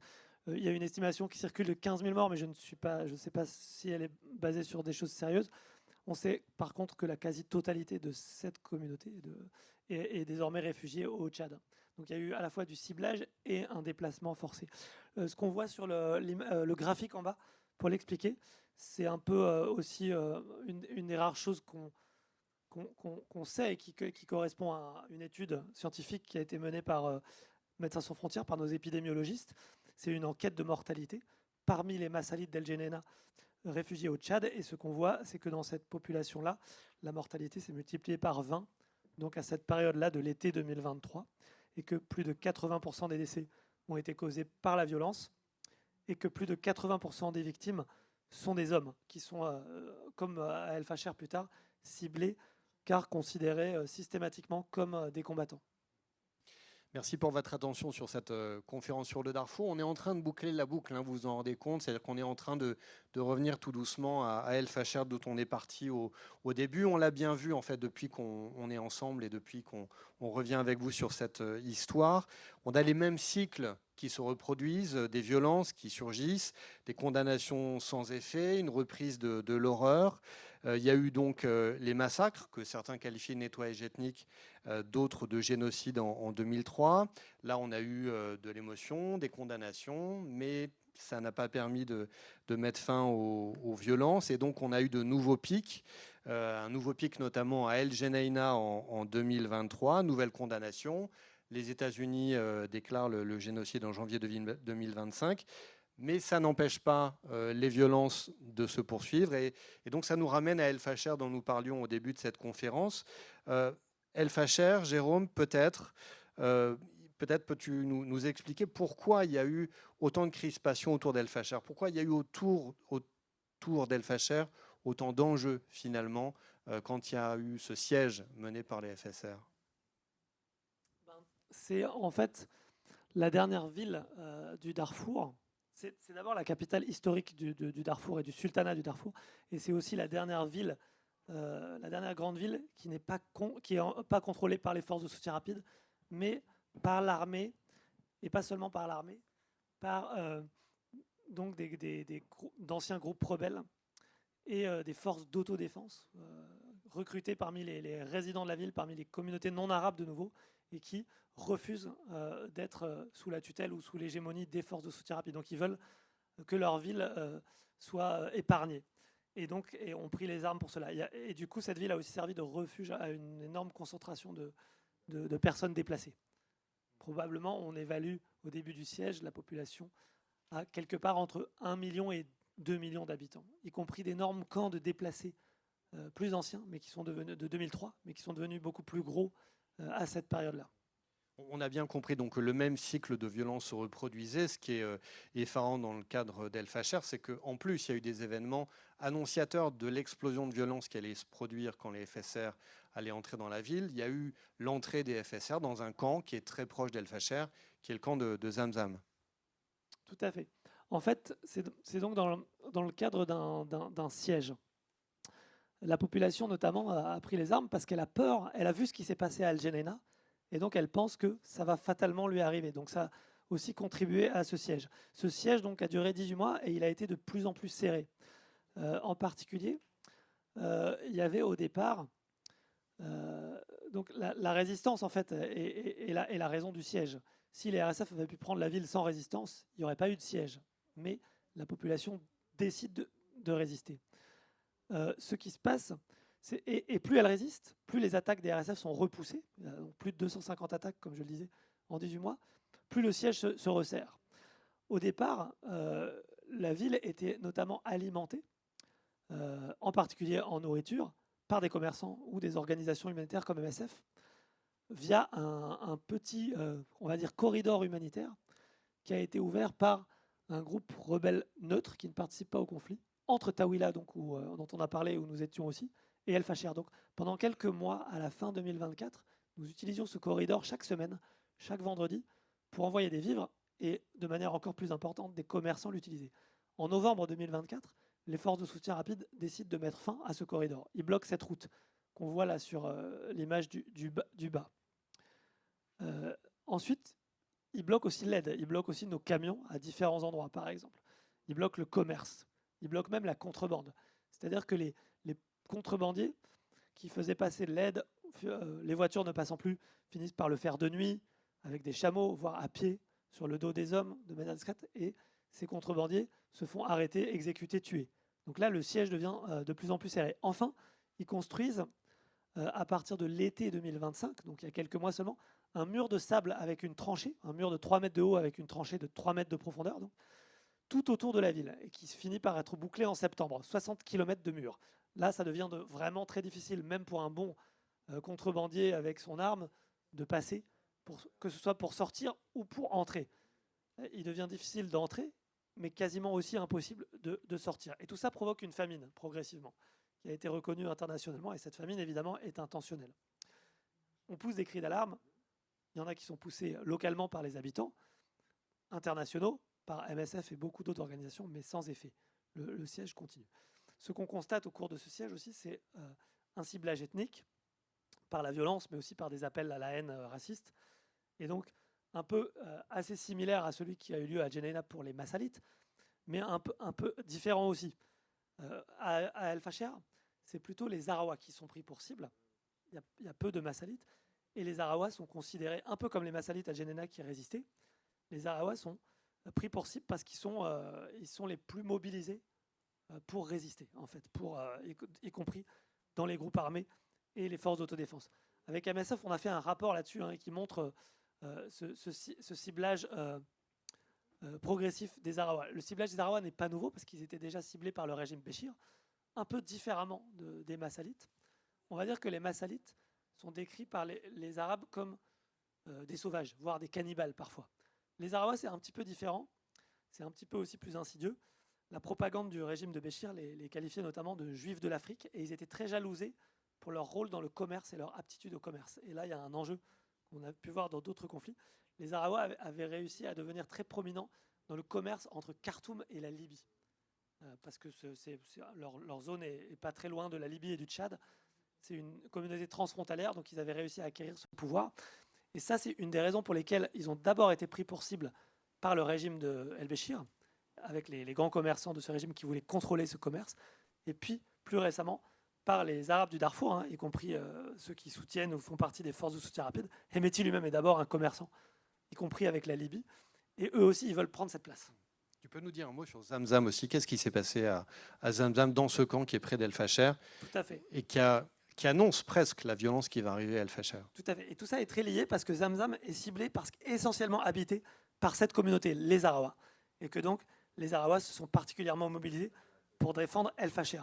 Donc, le camp de Zamzam est anéanti par les forces de soutien rapide en avril de cette année. Alors, on ne s'y attendait pas parce que c'est un lieu plutôt civil. Et donc, les RSF véhiculent l'idée que les civils, notamment les civils Zarawa du camp de Zamzam, sont en fait des combattants, et c'est ce qu'ils utilisent pour justifier cette attaque, alors qu'on estime que ce camp ne comptait sans doute pas plus que environ 300 membres de forces d'autodéfense, donc plutôt faiblement armés, et qui visent uniquement, dont le but est uniquement de défendre le camp. 300 membres actifs, en gros, pour un camp qui comptait un demi-million de personnes, sans doute, au moment de cette attaque. Donc en avril, Zamzam est totalement vidé de sa population. Ce qu'on voit, c'est que ce qui est vraiment intéressant, à mon avis, important, c'est que la défense, comme dans d'autres endroits, hein, comme dans d'autres crimes de masse par le passé et dans d'autres endroits, la défense sert de justification au ciblage des civils dans leur ensemble et de communautés entières. On a vu que les hommes étaient particulièrement ciblés, de nouveau, comme à El Geneina, même s'il y avait aussi des femmes combattantes. Et du coup, des femmes ont été aussi ciblées, en particulier par des viols. Mais l'argument, c'est qu'une communauté entière, une ville entière, est constituée de combattants ennemis. Et c'est aussi ce qui a servi pour justifier le blocage total, hein, de l'approvisionnement en nourriture et en aide humanitaire. C'est ce même argument qui a provoqué cette famine. Peut-être aussi un dernier point important, c'est utiliser aussi cet argument que les gens se défendent régulièrement utilisé pour nier qu'ils sont des victimes. Puisqu'ils se défendent, ils ne sont pas des victimes. On a vu ça ailleurs et c'est quand même très troublant de voir monter ces arguments régulièrement. Par rapport à la qualification même, le fait que les victimes ne soient pas passives, voire se défendent, y compris par la force, il faut le noter, n'atténue pas en réalité l'intention à leur égard. Avant de passer le micro à la salle, je voudrais vous entendre sur un dernier point tous les deux. Qu'est-ce qui fait finalement, selon vous, qu'en dépit de ce cycle répété, de cette situation qui semble être malheureusement prévisible en termes de violence, qu'est-ce qui fait que la communauté internationale ne parvient pas à faire cesser les choses? Est-ce que ça peut être lié à l'implication d'un certain nombre de puissances ou de pays dans cette crise soudanaise? Abdelaziz, qu'est-ce que vous en pensez? رغم كل سلسلة العنف هذه التي يعني وصفناها اليوم، يعني في رأيك ماذا يعني يشرح أن المجتمع المدني لا يعني يتدخل ولا يتدخل لإنهاء هذه الحرب؟ هل يوجد مثلا يعني أدوار يلعبها بعض البلدان في العالم الذين يلعبون أدوار خطيرة في هذه الحرب، والمجتمع المدني والمجتمع الدولي لا يريد أن يتدخل؟ نعم، هو المجتمع الدولي يعني يعرف كل شيء. يعني هذه الحرب ليست مخفية وليست منسية، والمجتمع الدولي يعني يعرف كل ما يحدث تماما في السودان من مجازر. لكن المجتمع الدولي لا يهتم، هو يعرف لكنه لا يهتم، نسبة لعدم الموقع السياسي والجغرافي والاقتصادي بالنسبة للسودان. يعني ما مهم بالنسبة للمجتمع الدولي. فعشان كده هو المجتمع الدولي يبدو كأنه لا يعرف. لكن من ناحية تانية المجتمع الدولي أيضا يزيد من إشعال الحرب في السودان. يعني يوجد تدخل كبير جدا جدا من دول عربية يعني موجودة بتدعم الميليشيات، تدعمهم بالسلاح وتدعم الميليشيات بالمال. توجد الأسلحة أيضا، يعني أوروبا، الاتحاد الأوروبي يبيع الأسلحة لدولة الإمارات العربية على سبيل المثال، ودولة الإمارات العربية تعطي هذه الأسلحة للجنجويد. فبالتالي يعني دور المجتمع الدولي هو دور سلبي تماما من ناحية حل المشكلة، إيجابي من ناحية زيادة المشكلة، إنه ما يزال يبيع الأسلحة وهو يعرف إنه الأسلحة هتمشي للجنجويد وتقتل المواطنين ويقوم بإبادات للشعب في السودان، يعني وجرائم حرب وجرائم ضد الإنسانية. وبالتالي المجتمع الدولي هو يعرف كل حاجة، يتدخل، لكن تدخل المجتمع الدولي يزيد من الحرب بأنه يدعم الجنجويد. بعدك نتكلم عن المجتمع الداخلي يعني.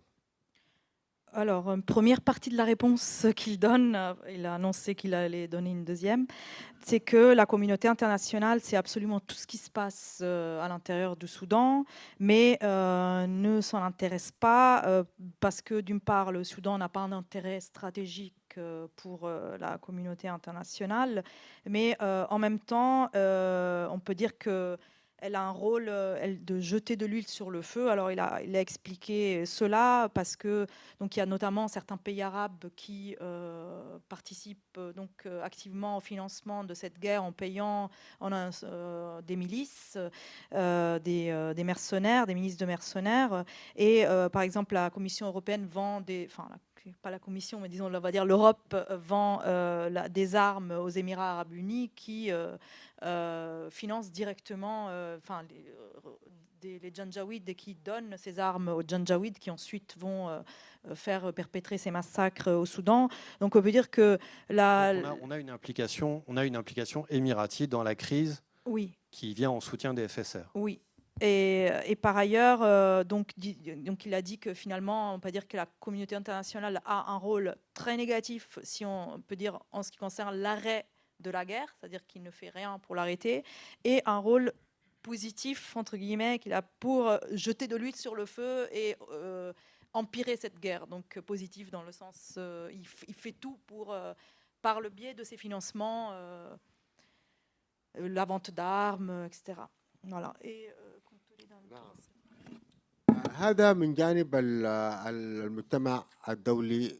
من جانب المنظمات المجتمع المدني السودانية يعني أقصد السياسيين أنفسهم، يعني عدد مهول من الأحزاب السياسية التي كانت تناصر الثورة فيما قبل حاليا تدعم الجنجويد، فبالتالي الجنجويد يجدون دعما سياسيا من داخل السودان، يعني من بعض الأحزاب السياسية اللي هي أصلا يعني لأسباب كثيرة جدا، يعني رأى بعض السياسيين أنهم يقفوا مع الجنجويد، يعني أسباب تخص السياسيين ليست تخص البلد.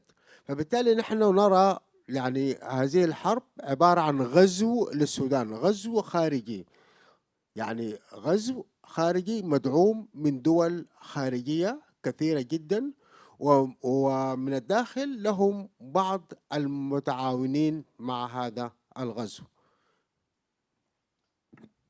Il y a aussi un rôle joué par les forces à l'intérieur du pays parce que donc il y a des partis politiques qui ont soutenu la révolution de 2018 et qui aujourd'hui appuient les Janjaouides, donc les forces de soutien rapide, pour des raisons politiques, donc indépendamment de ce qu'elles font comme massacre. Donc on peut dire que d'une part, il y a de l'extérieur des forces qui prône une sorte de pillage du pays via plusieurs pays internationaux, et à l'intérieur, il y a des acteurs politiques qui soutiennent ce pillage, en fait, qui sont finalement voilà, qui sont de mise avec ceux qui exercent ce pillage de l'extérieur. Jérôme, un dernier mot sur les implications internationales. Je pense que le point aujourd'hui sur lequel beaucoup de Soudanais notamment se sont focalisés, c'est qu'effectivement, on a constaté au cours de la chute d'El Fasher que les forces de soutien rapide avaient un armement tout à fait disproportionné pour ce qui était avant un groupe paramilitaire, notamment en termes de drones. Et là, on voit en haut un bombardement récent de drones sur Umbaru au GT. Ce que les médias du monde entier qui ont enquêté là-dessus indiquent, c'est que ces drones viennent des Émirats et qu'une partie de leurs composants, notamment, sont produits par des pays européens, dont la France, la Grande-Bretagne, l'Allemagne, le Canada a aussi été invoqué. Alors, les acteurs en question réagissent plutôt par le déni là-dessus.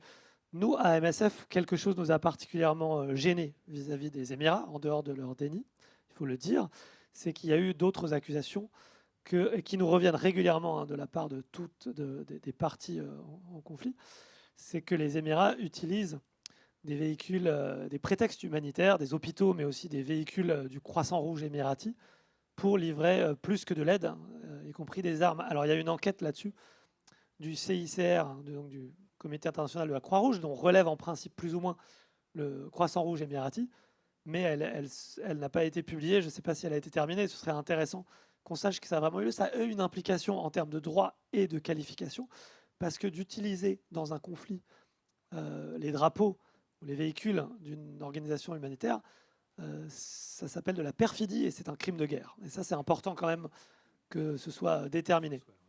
Sur la communauté internationale, un des problèmes qu'elle a sur le Soudan, c'est qu'elle est rarement d'accord. Notamment au sein du Conseil de sécurité, il y a rarement eu d'accord entre, historiquement, d'un côté, la Chine et la Russie, et de l'autre, les trois puissances occidentales que sont les États-Unis, la Grande-Bretagne et la France. De temps en temps, il y a un accord. Il y a eu, par exemple, historiquement, un accord pour d'abord des sanctions qui existent toujours et qui concernent le seul Darfour précisément en 2005.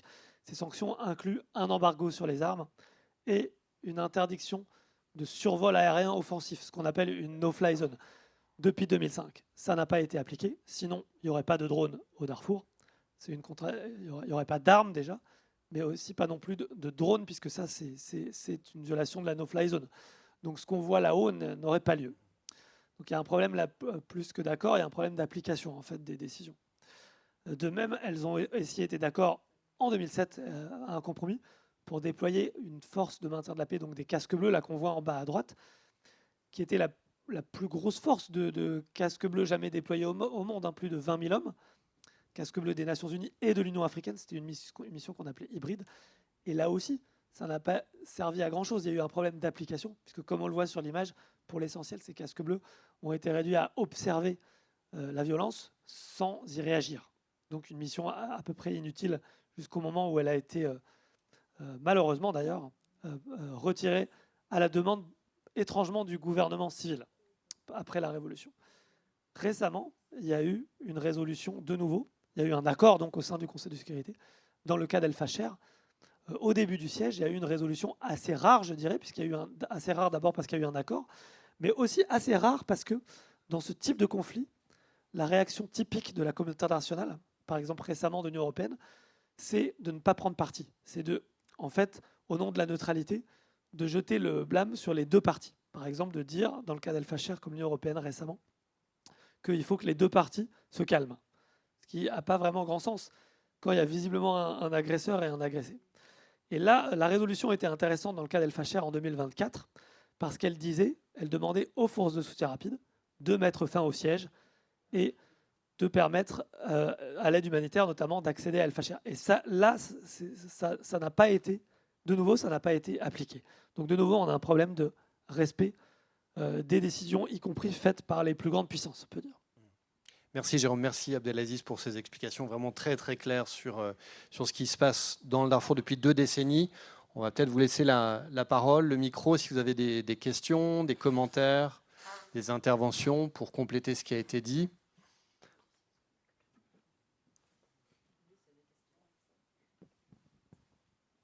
Des questions, peut-être? Oui, madame. Moi, je faisais la comparaison avec ce qui s'est passé au nord du Sénégal il y a, je sais pas, une dizaine d'années, quand les Mauritaniens ont fait partir les Mauritaniens noirs vers le Sénégal. Et je pense qu'il y a une vieille histoire qui est l'histoire de l'esclavage. Les Arabes faisaient du trafic d'esclaves à travers le Sahara, mais aussi vers l'Inde, cela très longtemps. Et en Mauritanie, moi, quand j'y suis allée, il y a des Arabes en traduction, qui me disaient, bah oui, ce sont des esclaves. Et j'ai l'impression que la mentalité est toujours la même. Alors, il y a quand même un problème, c'est que la majorité des gens, qu'ils soient noirs ou blancs, sont musulmans, et que normalement, dans la loi musulmane, on n'a pas le droit de faire esclaves les musulmans et les monothéistes en général. Mais ça se fait quand même. J'ai lu un livre, malheureusement, j'ai plus le nom de l'auteur En tête, c'est une sorte de thèse qui a été traduite en français du marocain, où visiblement l'écrivain était musulman et où il expliquait que la loi musulmane n'était absolument pas suivie depuis des siècles et des siècles. Et il parlait justement de l'esclavage et des Noirs en particulier. Voilà. Alors, je ne sais pas si on peut faire une comparaison. C'est de l'autre côté, mais c'est au Sahel. Et puis, les dynamiques ne sont pas exactement les mêmes. On va me dire qu'elles sont très différentes entre les tensions qui peuvent avoir lieu entre négro-mauritaniens et mauritaniens. Et puis, ce qui s'est passé au Darfour. Là, dans le cas du Darfour, on est quand même dans le cas d'une politique très, très violente qui a conduit à des déplacements de masse, à des massacres de masse. Là, on est sur des tensions dans ce qui s'est passé dans le cas du Sénégal. On est plus sur des tensions effectivement à caractère communautaire avec des débordements, mais il n'y a pas la même ampleur et la même dynamique. Oui, mais ce qui est intéressant, c'est effectivement le racisme. Et on peut un racisme contre les Noirs, avec effectivement au fond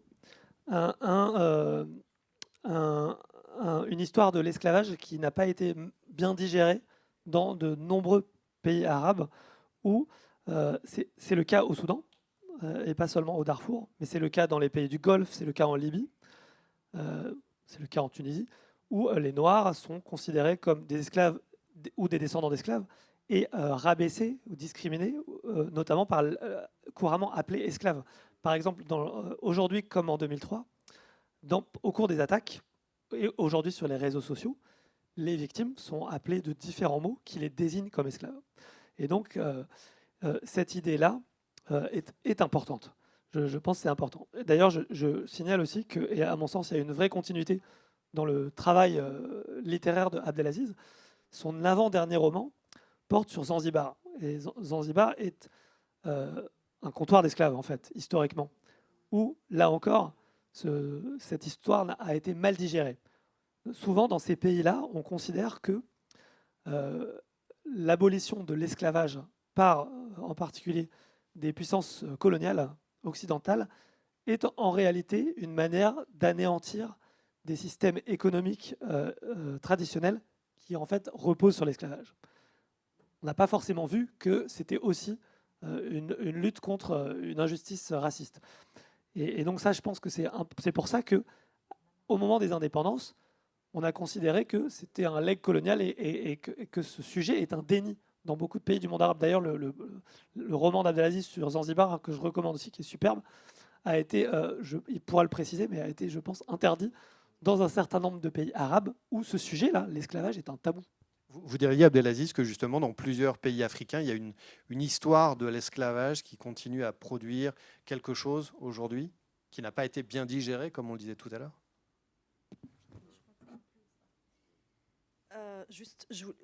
Je voulais juste lui reprendre un instant la question aussi de السؤال للوران هو هل في رأيك يوجد تاريخ العبودية في البلدان العربية الحالية أنه يعني تاريخ العبودية ما زال مسكوت عنه في البلدان العربية في رأيك والسيدة كانت تسأل هل يوجد مقارنة ممكنة بين حالة الموريتانيين السود بالنسبة للعرب لأن هي عرفت أن كان يوجد يعني تجارة عبيد بين المغرب يعني سود والمغرب كان شغال في هذه التجارة. السؤالين مع بعض.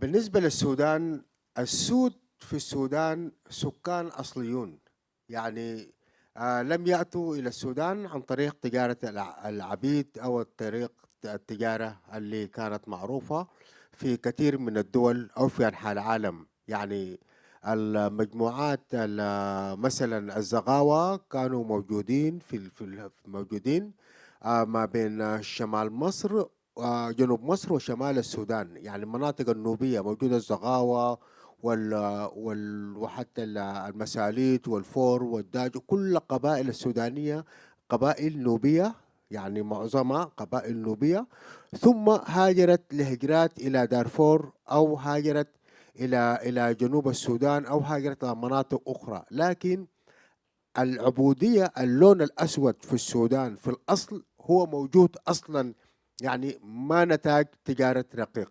بينما يمكن يكون في دول أخرى عربية أخرى نتيجة لتجارة الرقيق ظهر بعض الناس، يعني بعض السود ظهروا في بعض المناطق.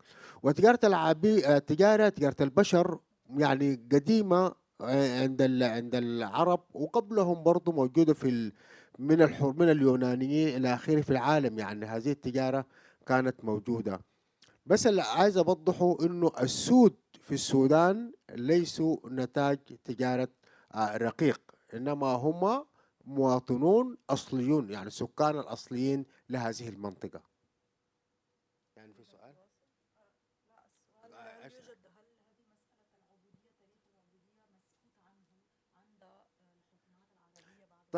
طبعا الحكومات العربية اللي كانت في الماضي نشطة في تجارة الرقيق لا يحبون أن يتحدثوا عن هذا الموضوع. يعني أوكي يعني إذا تحدثنا، أنا مثلا ككاتب إذا تحدثت عن تجارة الرقيق عند الأوروبيين الفرنسيين الأمريكان إلى آخره من الدول الأوروبية، هم لا مبسوطين جدا جدا. لكن عندما تتحدث عن تجارة الرقيق اللي كان يستخدمها العرب زي العمانيين، وبرضه في العراق كانت تستخدم في يعني زمن الدول الإسلامية دي كلها كانت موجودة. لا، أنت مفروض لا تتحدث عن هذا الشيء، وهذا تابوه، لأنهم يعتبروا أنفسهم يعني كانوا دعاء لدين. ما نفس الحكاية كان الأوروبيون جو لإفريقيا قالوا عايزين نحضركم ندخلكم الدين المسيحي. وبرضو المسلمون جاءوا بنفس الفهم، لكن بعد ذاك استعمروا مثلا زنجبار وأخذوا الناس وباعوهم عادي. يعني كانت تجارة الرقيق شائعة، لكن تابوه هذا إلى الآن. فبالتالي عندما كتبت أنا رواية سمهاني منعت في عمان، ومنعت في بعض الدول العربية، لأني تحدثت عن تجارة الرقيق. Donc, alors, avant tout, je voulais bien éclaircir le fait que les populations de couleur noire au Soudan sont les populations donc d'origine du pays. Ils ne sont pas des esclaves. Enfin, c'était pas des populations qui ont été apportées par le biais de commerce, comme c'est le cas par exemple en Amérique. Par exemple, même les Arawa, la tribu des Arawa était à l'origine entre l'Égypte et le Soudan. Et après, il y a eu plusieurs vagues de migration qui les ont fait déplacer vers le Darfour et vers le sud du Soudan. Mais en tout cas, tout le pays était peuplé de populations noires. Et les Arabes donc faisaient un commerce d'esclaves. Et en effet, cette question du commerce d'esclaves chez les Arabes, autant les pays arabes peuvent parler avec toute aisance et tranquillité de l'esclavage dans d'autres pays comme les Noirs d'Amérique, etc. Mais quand il s'agit de parler d'eux, ça devient un tabou, clairement. Donc parce que, un peu comme les Européens qui se voulaient apporter la civilisation dans certains pays comme en Afrique, au Maghreb et tout ça, les Arabes aussi, en fait, les musulmans avaient un peu cette même prétention d'apporter la civilisation dans ces régions-là. Et donc, c'était plutôt... ils veulent garder cette image positive, en fait, sauf que finalement, ça s'est transformé en des rapports d'esclavage et d'exploitation. Et c'est ce dont je parle dans le roman La princesse de Zanzibar, donc dans le titre arabe Samahani, qui veut dire pardonne-moi en swahili. Et donc c'est pour cela que ce roman a été interdit dans le sultanat d'Oman, parce que justement il parle de la traite des esclaves et de l'esclavage à Zanzibar sous le royaume des Omanais, en fait, sous le sultanat des Omanais. Merci. D'autres questions dans la salle? Moi, j'ai peut-être une question, quelque chose sur lequel je voudrais qu'on revienne. Peut-être, c'est que, vous avez fait quand même état de description de violence, de la nature des violences qui sont quand même extrêmes et portent un paroxysme de cruauté et d'horreur. Et j'ai l'impression que, voilà, aujourd'hui, on voit de plus en plus des des crimes de cette nature sur les réseaux, sur les vidéos, on a un peu anesthésié, mais en fait, si vous pouvez commenter sur l'origine de cette violence, comment est-ce que des individus en sont amenés à commettre des crimes de cette cruauté-là. Enfin, vous avez parlé d'enterrement vivant, est-ce que c'est une violence qui a une origine idéologique? Est-ce que c'est la haine? Est-ce que c'est spontané? Est-ce que c'est théorisé en amont sur les modes opératoires de ces exécutions qui sont atroces, quoi. Jérôme? Mais d'abord, il y a quelque chose d'un petit peu énigmatique dans qu'est-ce qui permet à quelqu'un de tuer parfois des gens même qui ont pu être ses voisins. Il y a eu des cas à El Geneina, par exemple, de gens qui n'étaient pas de simples miliciens, etc., mais d'avocats, par exemple, de juristes qui ont été tués par leurs collègues ou sur dénonciation de leurs collègues. Donc il y a quelque chose d'un petit peu mystérieux. À mon sens, il y a une part de mobilisation collective qui permet ça. Il y a une part d'impunité, certainement. Et le fait que l'impunité, que la communauté internationale ne soit pas vraiment arrivée. Bon, là, ces derniers jours, il y a un responsable soudanais qui va être condamné, mais c'est 20 ans après et presque un détail. Donc globalement, l'impunité reste très forte. Je pense qu'il y a les autres choses qui sont peut-être importantes. C'est il y a eu de la résistance et des gens qui ont été recrutés parfois à la va-vite, des enfants soldats, ont pu mourir face à cette résistance. Donc il y a un aspect vengeance. Et aussi sur les réseaux sociaux, des forces de soutien rapide, il y a l'idée que c'est eux ou nous. Si on perd, c'est nous qui allons être exterminés, donc autant les exterminer. Donc il y a tous ces phénomènes-là qui jouent et qui ne sont pas uniques, puisqu'on peut les voir dans des contextes similaires. Vous, Abdelaziz, comment est-ce que vous expliquez justement ce déchaînement de violence? Qu'est-ce qui fait qu'on peut tuer comme ça son semblable avec autant d'horreur? صحيح يعني لكن الكلام اللي قاله كله صحيح بالإضافة إلى أنه هم سياسة العرب. لو أنت تكلمنا كان عن بداية الحروب في دارفور، وفي شيء يمكن ربما ذكرته جيروم، التجمع العربي، اسمه التجمع العربي. هذه مجموعة تكونت في الثمانينات وعندها هدف واحد، السيطرة على السودان كله.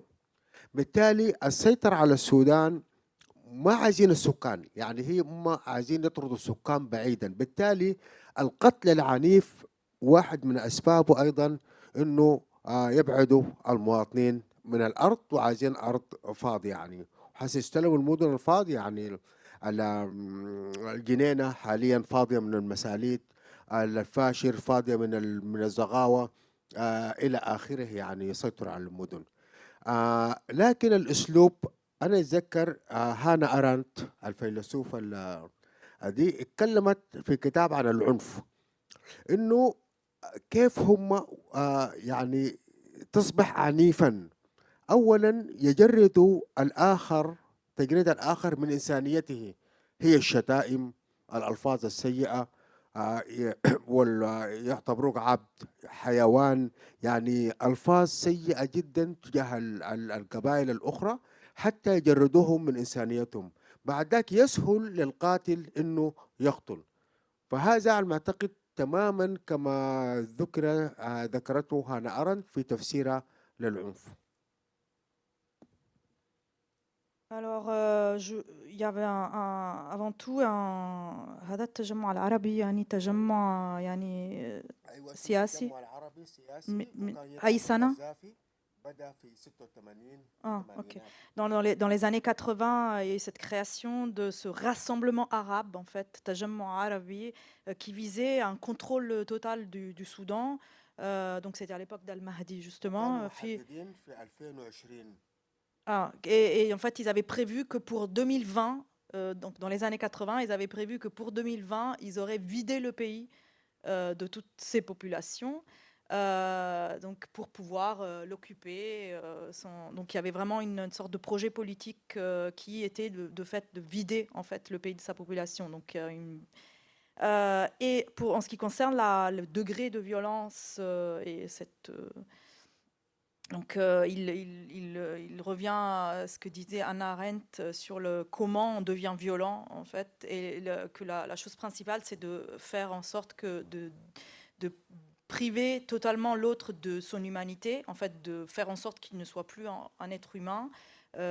Et donc pour cela, il y a toutes les insultes, le fait de traiter d'animal, d'esclave, c'est-à-dire il y a une sorte de campagne de vider l'autre de toute son humanité pour ensuite que ce soit beaucoup plus facile de l'exterminer puisqu'il ce n'est pas un être humain.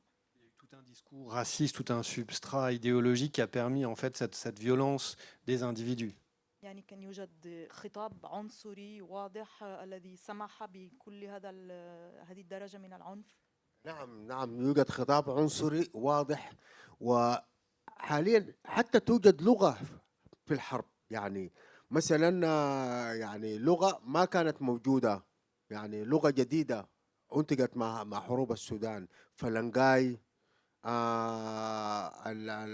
العبد طبعا بيقول عادي، نوبي مش كده، تاني في بعض الألفاظ نواب عبيد، يعني بلدة، يعني توجد ألفاظ جديدة تماما على المجتمع السوداني تستخدم لكي تحط من قدر الإنسان ويسهل قتله. Oui, en effet, il y a un discours très raciste et puis même la langue de la guerre, il y a tout un langage nouveau avec des néologismes qui sont créés. Bon, à part le fait de dire abd, qui veut dire esclave, qui n'est pas un néologisme, en fait, c'est utilisé depuis longtemps.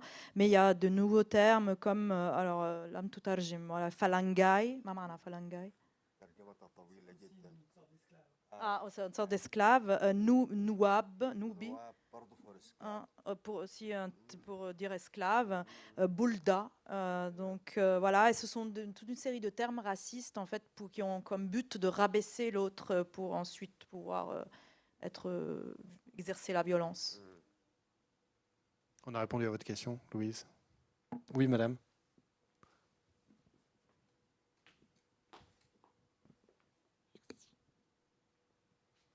Merci à vous deux. J'avais deux questions différentes pour chacun d'entre vous. La première s'adresse à Jérôme Toubiana. Vous avez vaguement évoqué le sort des femmes. Est-ce qu'on peut dire que le viol comme arme de guerre est vraiment systématiquement appliqué sur les femmes dans ce conflit-là? Comment l'UNICEF récolte des données et comment vous vous occupez de ces victimes précisément? Et puis une question très différente. J'ai dit quoi? UNICEF, pardon, MSF, effectivement, pardon.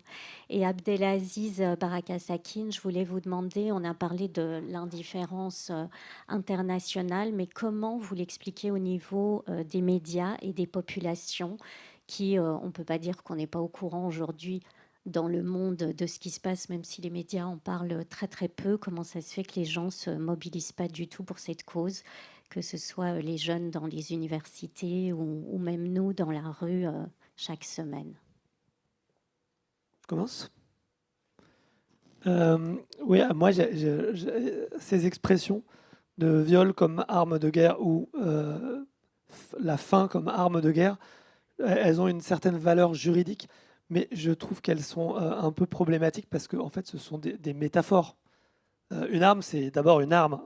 En fait, par contre, je pense qu'effectivement, et c'est pas nouveau, on est dans un contexte où le viol a été utilisé plus que comme arme de guerre. Ça participe à cette déshumanisation des victimes que décrivait Abdelaziz avec un substrat d'esclavage, puisque les femmes sont réduites à l'état d'objets comme elles sont de facto, deviennent parfois des esclaves sexuels. Donc il y a tout ce substrat qui est important. Je pense aussi qu'il s'agit d'humilier collectivement, voire il y a eu dans les discours autour du viol l'idée de pouvoir changer le sang ou l'ADN de communautés entières, donc en provoquant des naissances par le viol de gens qui n'appartiendraient plus à leur communauté d'origine. Et ça, c'est évidemment, je pense, en fait, MSF... Il y a une passionnariat FSR, justement, qui appelait les combattants à violer les femmes pour... Tout à fait.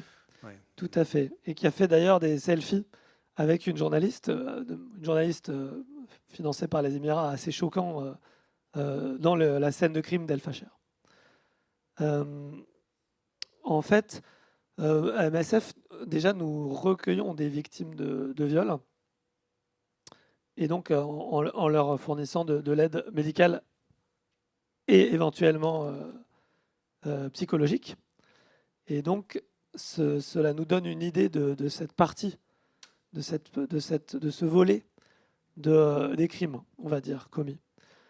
Et pour autant, et ça nous permet d'avoir une idée de leur ampleur ou de l'évolution de leur intensité par période. Pour autant, je pense que nous n'avons accès qu'à une infime partie des victimes, notamment parce que c'est quand même un sujet tabou, on va dire. La deuxième question était et pour Abdelaziz. Peut-être aussi, Oui. je ne sais pas, sur tous ces sujets, moi j'ai un collègue là qui est soudanais, qui est dans la salle. S'il en a envie, peut-être qu'il aura envie de dire un mot sur tout ça aussi. Maybe, Mohamed, if you want to take the floor at one point, and if you want to comment on all these things, it can be... Peut-être, dis-nous un mot sur Mohamed, qui est donc un collègue de MSF. C'est un collègue et un ami, et nous étions ensemble à Ombarou, qu'on voit sur l'image, où nous avons ouvert ensemble le projet de MSF. Et avant ça, on a ouvert de nombreux autres projets ensemble. On a travaillé depuis longtemps ensemble au Soudan, notamment pour MSF. Et par ailleurs, donc il arrive juste de Ombarou. Il était encore plus récemment que moi. Yeah, it's better for me to speak in Arabic. Huh? She can translate. I just want to comment in 2 points. أنا أفتكر إنه المسألة السودانية دي فيها بعدين أساسيين. الأساسة اتشكلت كل مشاكل السودان. المشكلة السياسية ودي بدت من قبل الاستقلال. يعني الصراع ما بين إنه السودان شكله يكون كيف في الدستور عربي إسلامي مدني. عشان كده السودان ليه يوم اليوم البلد الوحيد قد يكون ما فيها دستور متوافق عليها على مر السنين. كل نظام بيعمل دستور المؤقت، وبعد ذهاب النظام حيبدأ الصراع حول الدستور. الصراع العربي والإسلامي عربي إسلامي بدت في 47، وحرب السودان ما بين الجنوب والشمال بدت 55 قبل عام واحد من الاستقلال. وده مؤشر حقيقي إنه الاستقرار الديني والاجتماعي في السودان هو فيه خلل كبير.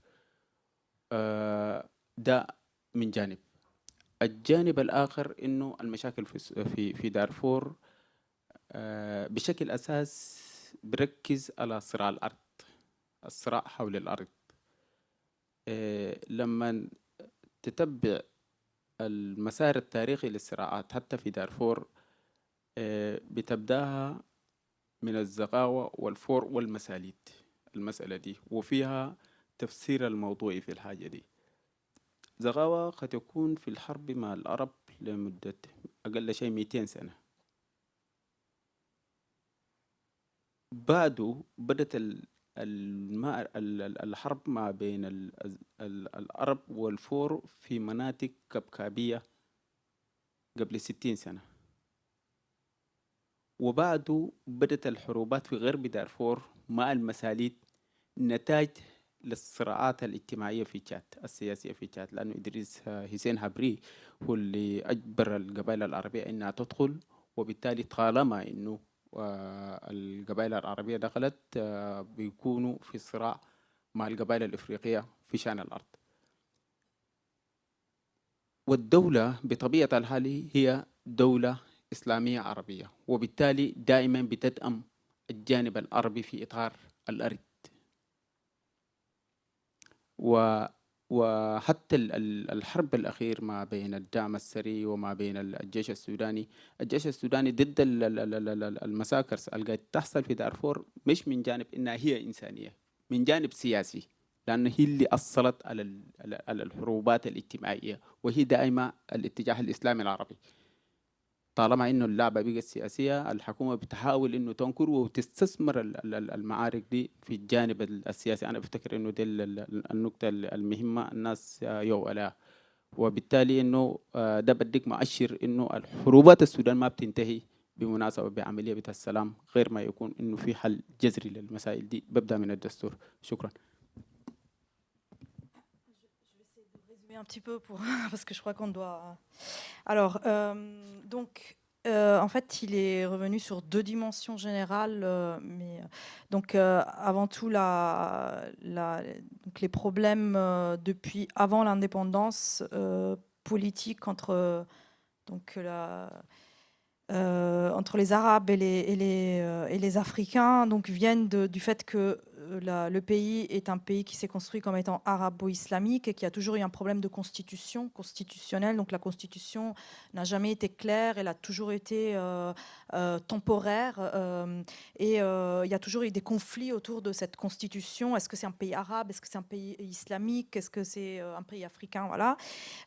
Donc les guerres en ce qui concerne l'identité, les questions d'identité ont commencé avant l'indépendance, donc en 1947. Les questions nord-sud, un an avant l'indépendance en 1955. Et au Darfour, en ce qui concerne la question du Darfour, donc le Darfour, il y a un conflit qui dure depuis très longtemps sur la question des terres. Donc ces conflits sont entre les trois tribus africaines, c'est-à-dire les Arawa, les Four et les Massalites d'une part et les Arabes d'autre part. Donc les Arawa sont en conflit avec les tribus arabes depuis environ 200 ans. Les Four depuis une soixantaine d'années, et les Massalites, leur conflit avec les Arabes vient en fait une sorte de conséquence du conflit politique qui avait lieu au Tchad et donc qui a déteint en fait sur le Darfour. Et donc c'est comme ça que la guerre entre eux et les Arabes a commencé.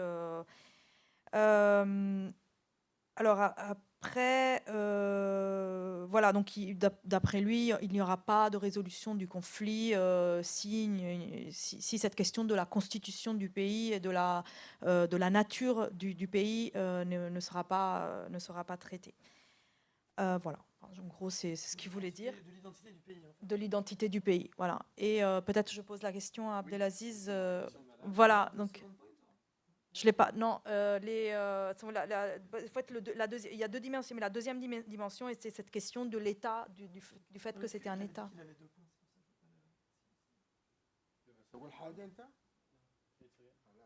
Ouais.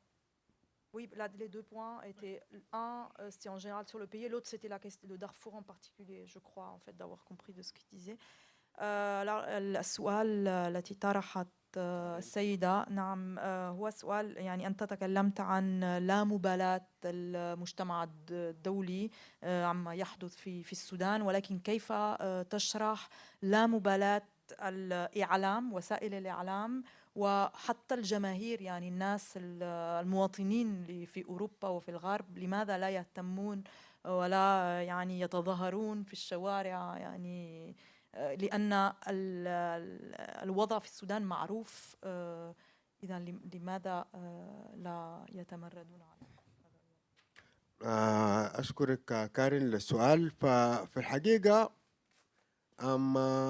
يعني السودان يعني ما كان معروف كسودان نفسه بالنسبة لكثير من المواطنين الأوروبيين، لأنه خارج الدائرة السياسية والاجتماعية والمالية، بالذات المادية بالنسبة لأوروبا.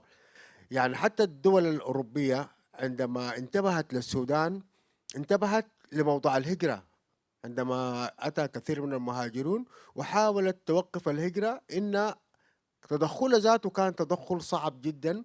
أصبحت تعطي الجنجويد مبلغ من المال 80 مليون يورو سنويا، وهي استخدموها لزيادة الهجرة يعني الحرب. فبالتالي يعني ما كانوا يعني ما معروف وما مهم بالنسبة لهم اقتصاديا، يعني مثل دول أخرى عندما يحدث فيها نزاع أوكي العالم يعرف لأن عندها ثقل سياسي أو ثقل اجتماعي أو اقتصادي. السودان لا، ما ده كله ما موجود. شكرا. En fait, le Soudan n'est pas vraiment dans la sphère d'intérêt économique, culturel, social de l'Europe. Et il a été connu aussi au grand public à cause de la migration en fait, des migrants soudanais. Et en effet, l'Europe payait environ 80 millions d'euros par an aux Janjaweed d'eux-mêmes pour qu'ils arrêtent les migrants qui allaient vers l'Europe. Et donc, en payant les Janjaweed, évidemment, ils ont financé leurs armements et la guerre qui a lieu aujourd'hui. Et en tout cas, c'est vrai que le fait de venir et de vous intéresser, c'est déjà finalement un acte citoyen qui permet de faire bouger les choses. Ce sera d'ailleurs le mot de la fin, je pense, enfin le mot de la fin ou le mot du début d'autre chose, puisque la discussion peut continuer, si j'ai bien compris, à la librairie. Merci pour votre attention. Merci à Jérôme et Abdelaziz d'être venus vraiment nous expliquer dans le détail ce qui se passe depuis 2 décennies dans le Darfour. Et à tout de suite, donc, autour d'un livre.